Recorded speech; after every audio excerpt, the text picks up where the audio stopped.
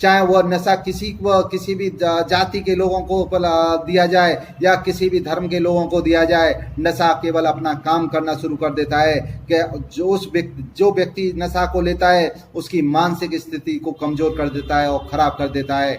इसीलिए देश के जिनको दलित कहा जाता है, आप अपने आप को दलित मानते क्यों हैं? आप ईश्वर की, परमपिता परमेश्वर की बनाई हुई वह एक मूर्ति है, वह एक खूबसूरत इंसान के रूप में आपको जन्म दिया है। आपने अपने आप को कैसे मान लिया कि आप दलित हैं? और किसने आपको ये कहा कि आप दलित हैं? यह आपकी अपनी सोच को बदलना पड़ेगा।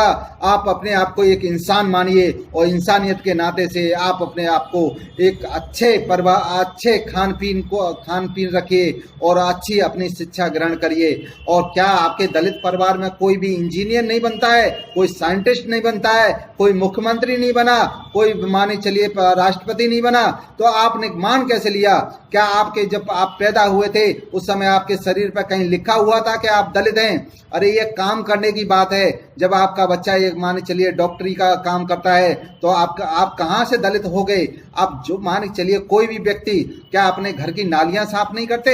हम सभी अपने घरों की नालियां साफ करते हैं, घरों में झाड़ू भी पोंछा भी लगाते हैं और अपने घर के सामने वाले रोड को भी साफ करते हैं। तो क्या हर व्यक्ति यह है कि माने चलिए दलित हो गया? जो झाड़ू पोंछे करने वाला व्यक्ति दलित हो गया? दलित कोई भी नहीं है। इस देश के अंदर दलित वही है जो जिसने अपने आप को मान लिया कि मुझे एक बाबा साहब अम्बेडकर ने जो संविधान बनाया उसके द्वारा एक एससी का सर्टिफिकेट मिल जाएगा और सर्टिफिकेट से मुझे 100 नंबर वाली शिक्षा प्राप्त नहीं करनी, उस तरह से तैयारी नहीं करनी, मात्र यह कि 33 नंबर पर पास हो जाऊंगा और संविधान के द्वारा जो मिला हुआ मुझे सर्टिफिकेट है मेरी समाज का, जिस समाज में पैदा हुआ हूँ उस सर्टिफिकेट को लेकर मुझे नौकरी मिल जाएगी।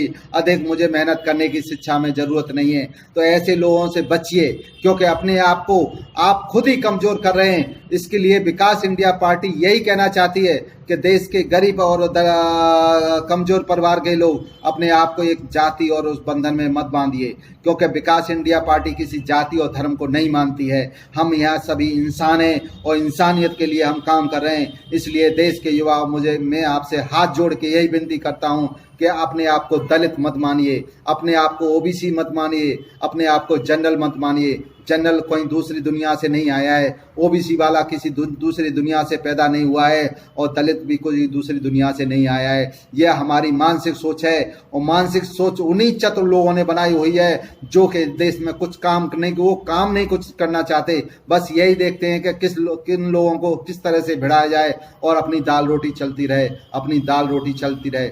आज